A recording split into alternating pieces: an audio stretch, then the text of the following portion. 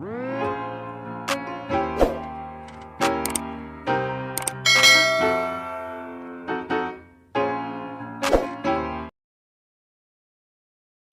1.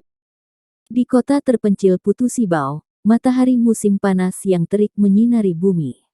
Ivan menundukkan kepalanya dengan bosan dan bersandar di depan pintu klinik. Sambil memakan kuaci, dia melihat penduduk desa yang berlalu lalang. Putu Sibau terletak di lembah pegunungan yang terpencil, populasinya sedikit, hanya ada ratusan keluarga di sini. Pemuda di desa meninggal karena gua tambang di desa runtuh, sehingga menyebabkan sebagian wanita desa menjadi janda. Ini adalah desa janda yang terkenal dari desa sekitar. Seorang wanita muda melintas di depan matanya. Wanita muda itu bernama Ani Wijaya, suaminya juga tewas tertimpa reruntuhan dalam musibah gua tambang itu, meninggalkan seorang anak yang masih duduk di bangku sekolah dasar. Meski tahun ini berusia lebih dari 30 tahun, tapi dia tidak terlihat berusia 30 tahun karena kulitnya yang kencang dan wajahnya yang menawan. Ani telah memperhatikan tatapan panas dari Ivan, jadi dia membuang ludah padanya dan berkata, "Apa yang kamu lakukan?" Ivan tidak peduli, matanya terus menatap tubuh Ani yang menggoda orang. Tidak melihat apa-apa, apa bibi Ani pergi menjemput Ani? Ani mengabaikan Ivan, menolehkan kepalanya, lalu pergi dengan berlenggak-lenggok. Ivan juga tidak peduli, dia terus melihat wanita desa yang berjalan di depan kliniknya. Saat matahari terbenam, jumlah orang yang berjalan di depan klinik pelan-pelan berkurang. Ivan berdiri di pintu untuk mengecek sekilas, melihat tidak ada pemandangan yang indah lagi, dia kembali ke klinik. Klinik kecil ini diberikan oleh ayah Ivan kepadanya sebelum meninggal. Klinik itu tidak besar. Di bagian depan ada konter yang digunakan untuk mengobati pasien. Lalu tempat tidur kecil di belakang digunakan untuk suntik dan infus, dan di tengahnya dipisahkan oleh rak obat yang setinggi 2 meter.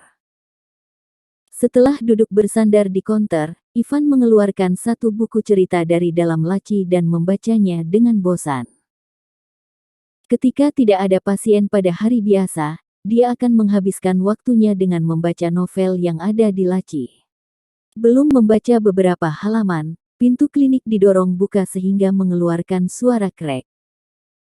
Ivan menengadahkan kepala untuk melihat sumber suara, lalu melihat sosok ramping yang berdiri di depan pintu klinik.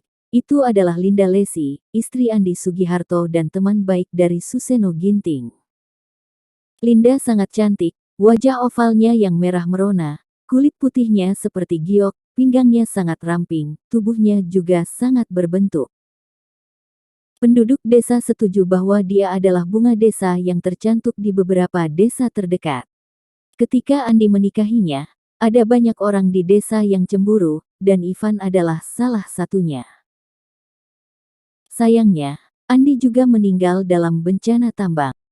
Melihat orang yang datang adalah Linda, jadi ia lekas keluar dari konter, lalu mempersilakannya masuk ke dalam. Sambil memegang tangannya, Ivan bertanya dengan penuh perhatian. Kakak ipar ya? Mari, cepat masuk. Kenapa? Apa tidak enak badan? Ivan biasanya sangat menjaga Linda, sejak Andi meninggal tertimpa di dalam gua, meninggalkan istri dan anak yang menunggunya memberi makan. Ivan juga sering membantunya dalam hal keuangan. Itu. Linda merasa malu karena tangannya dipegang oleh Ivan, jadi dengan pelan dia menarik tangannya, lalu menundukkan kepala dengan tidak nyaman dan wajah yang memerah karena malu. Ivan melihat Linda tampak malu, mengira kalau hidupnya sedang kesulitan jadi ingin meminjam uang tapi malu untuk mengucapkannya, sehingga Ivan berkata serius. Linda, katakan saja jika ada kesulitan, selama aku bisa membantumu, kamu tinggal bilang saja. Ketika Andi masih hidup, dia adalah saudaraku, sekarang dia telah tiada, jadi aku punya kewajiban untuk menjagamu dan putrimu dengan baik. Linda terharu oleh wajah serius Ivan, dia terdiam sejenak, baru berkata dengan suara lirih. Kak Ivan, aku tidak ada ASI lagi. Meskipun Linda telah mengatakannya, tapi suaranya sangat kecil, sehingga Ivan tidak dapat mendengarnya dengan jelas. Dia langsung duduk di samping Linda, juga mendekatkan kepalanya ke mulutnya. Coba suaramu lebih keras sedikit, aku tidak bisa mendengar dengan jelas. Melihat Ivan di sebelahnya, lalu merasakan hawa panas dari tubuh pria itu, dalam hati Linda merasa kaget, juga tersipu sambil menggeser tubuhnya ke samping tanpa sadar, kemudian berkata dengan malu dan sedikit panik. Itu, dadaku. Dadaku tiba-tiba tidak bisa mengeluarkan ASI. Linda lekas menundukkan kepala setelah selesai bicara, wajahnya memerah sampai ke bagian telinga. Ivan akhirnya mengerti dan dia agak malu. Tidak apa-apa, tidak perlu terburu-buru, aku akan memberimu pijatan untuk meningkatkan laktasi, nanti ASI-nya akan keluar. Ivan membujuk Linda sambil menepuk tangannya. Dia menariknya ke dalam ruangan, lalu membantunya berbaring di tempat tidur kecil, kemudian kembali ke ruang utama untuk mengunci pintu. Linda merasa panik ketika mendengar suara pintu dikunci. Kak Ivan, mengapa kamu mengunci pintu? Ivan mencuci tangan, lalu mengelapnya dan berkata sambil tersenyum. Kamu jangan berpikir yang tidak-tidak, aku mau melakukan pijatan laktasi, kalau dilihat oleh orang yang masuk, pasti akan berdampak buruk padamu. Linda juga berpikir seperti itu, tapi saat ini hanya ada dirinya dan Ivan di dalam ruangan, jadi dalam hatinya dia merasa panik, di waktu yang sama juga menantikannya. Ivan tidak terlalu memedulikannya, dia hanya menggandeng Linda untuk berbaring. Kondisi Linda tidak parah, setelah memijat selama setengah jam, Ivan berdiri dan berkata pada Linda.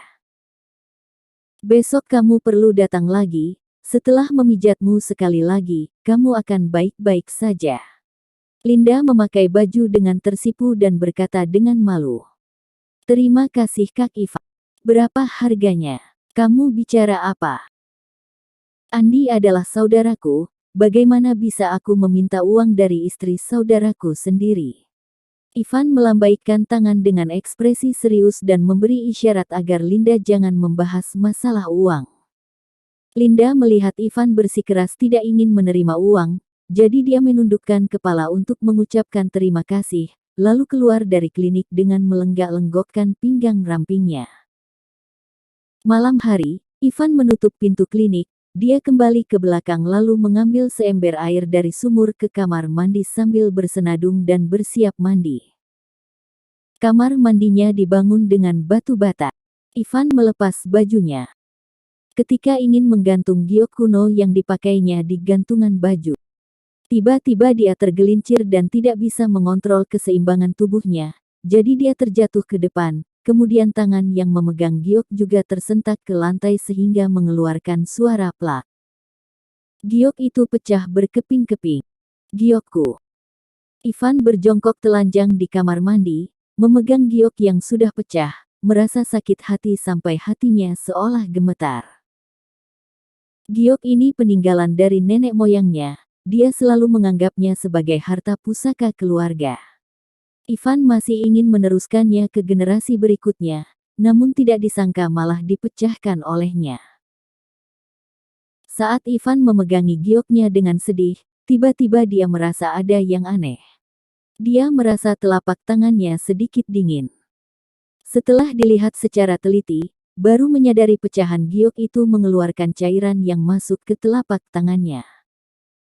Ketika Ivan tersadar kembali, cairan di dalam giok sudah masuk semua ke dalam tubuhnya, lalu giok itu berubah menjadi warna putih kemudian berubah menjadi bubuk. Ivan melihat perubahan di tangannya dengan kaget.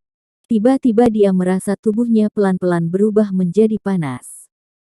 Ada banyak kenangan dan pengetahuan yang muncul di benaknya, lalu mulai masuk ke dalam otaknya. Akhirnya muncul beberapa kata emas yang besar dan panas di dalam otaknya. Buku ramu. Ketika kata itu muncul di benaknya, Ivan akhirnya tidak tahan dengan pengetahuan yang banyak dan jatuh pingsan. Episode 2. Tidak tahu tertidur berapa lama, ketika Ivan pelan-pelan bangun, dia baru menyadari kalau dirinya terbaring telanjang di kamar mandi. Keadaan di sekitarnya sangat gelap juga tenang. Ivan memegangi kepalanya yang sedikit sakit. Dia duduk di lantai kamar mandi dan melamun sangat lama, dan baru sadar. Dia mengingat semua hal yang terjadi sebelum pingsan. Dia baru menyadari kalau dirinya telah memahami banyak pengetahuan medis dan farmakologi. Lalu ada satu buku kuno yang muncul di dalam otaknya. Buku ramuan. Ivan berkata dengan suara lirih. Melihat buku kuno yang berada di kesadaran ilahinya. Dia membukanya dan menemukan ada banyak catatan formula pil ajaib, termasuk pil pertumbuhan daging baru di tulang, pil vitalitas yang dapat memperkuat fisik.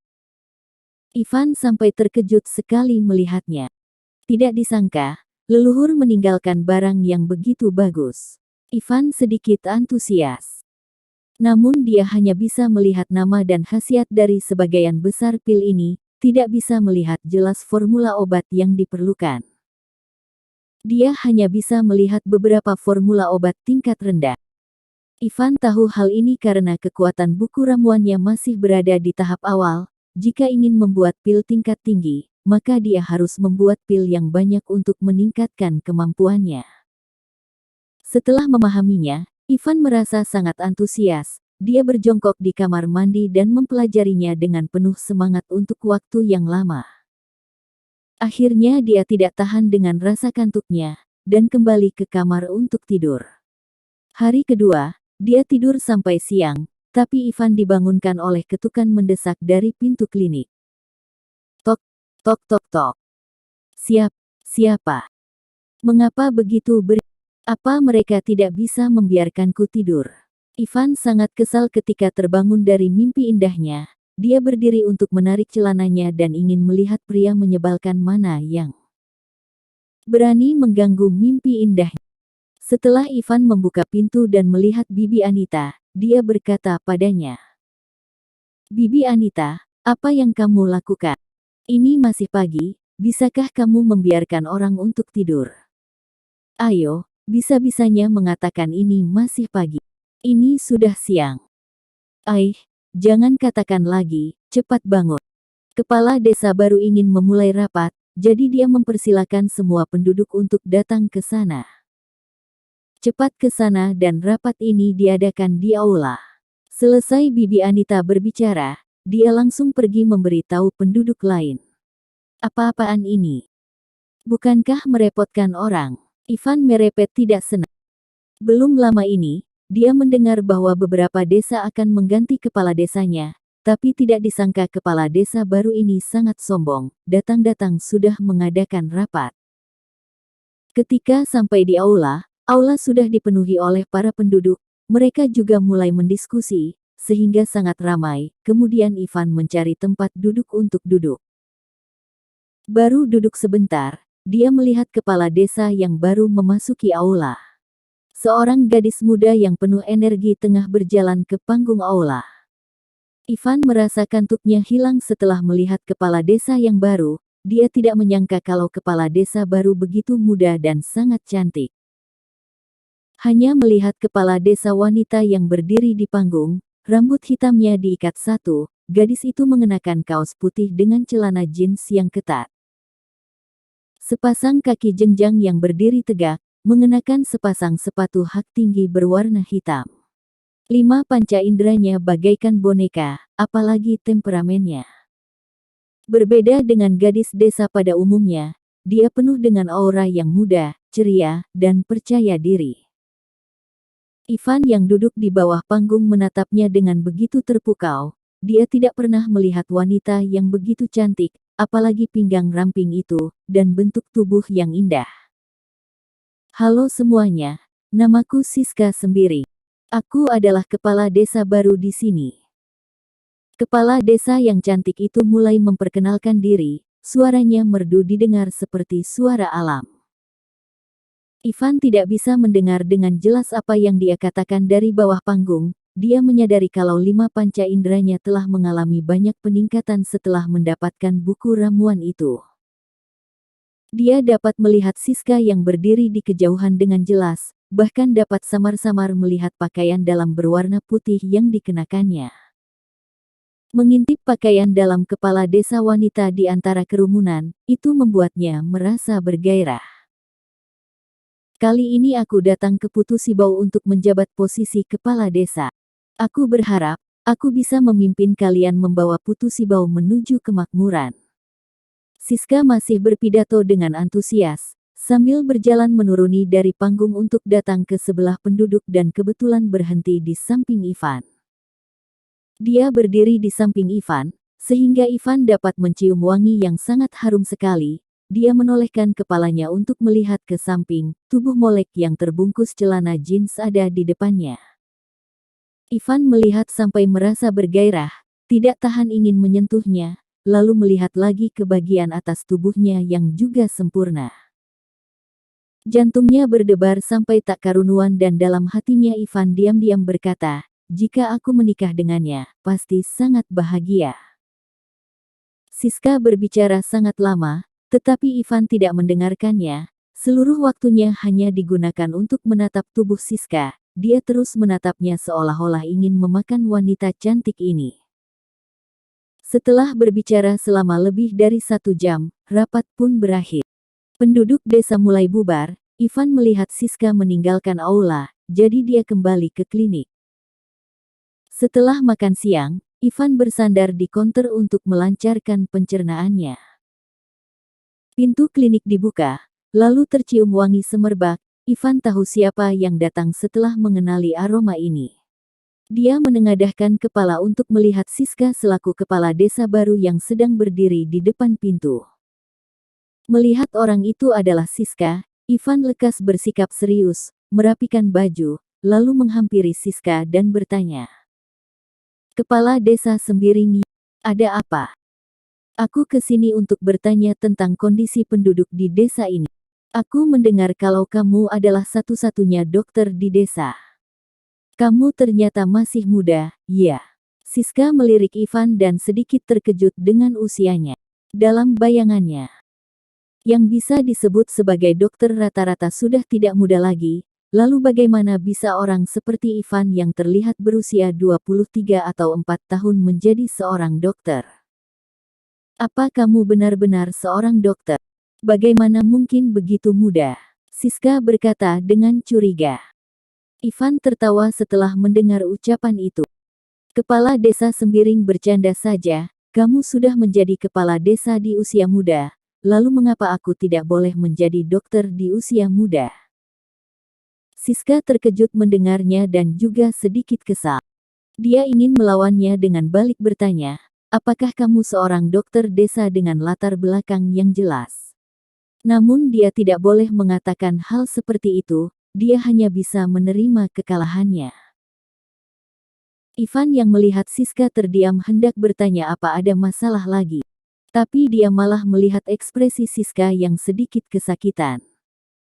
Dahinya juga berkeringat, lalu terhuyung ke samping, dengan tangan yang sedikit gemetar dia meraba tubuhnya seperti sedang mencari sesuatu. Kepala desa Sembiring, kamu kenapa? Ivan dengan sigap menggandeng Siska. Obat, obat. Astaga. Sambil memegang dada dan meraba sakunya, dia mencarinya cukup lama dan baru teringat kalau obatnya tertinggal di dalam mobil. Setelah mengingatinya, Siska merasa sedih. Jika tidak ada obat itu, penyakitnya tidak akan bisa dikontrol. Sejak kecil Siska menderita penyakit aneh. Dia sudah mencari berbagai dokter terkenal, tapi tidak ada yang bisa menyembuhkannya. Dia hanya bisa mengandalkan obat untuk meredakan gejalanya. Melihat Siska mencari-cari obatnya, Ivan segera membantunya duduk dan melihat lehernya yang memutih. Benar, ada garis putih tipis di kulitnya. Ivan segera memastikan bahwa Siska menderita penyakit Raynaud. Penyakit ini sangat langka, tubuh akan sangat lemah ketika kambuh, lalu seluruh tubuh menjadi sangat dingin. Ciri yang paling jelas adalah garis putih di perutnya. Garis putih itu akan melilit seluruh tubuhnya sampai akhirnya berkumpul di bagian dada. Pada saat itu, Garis putih akan menyebar sampai dada, itulah waktunya Siska meninggal. Bersambung.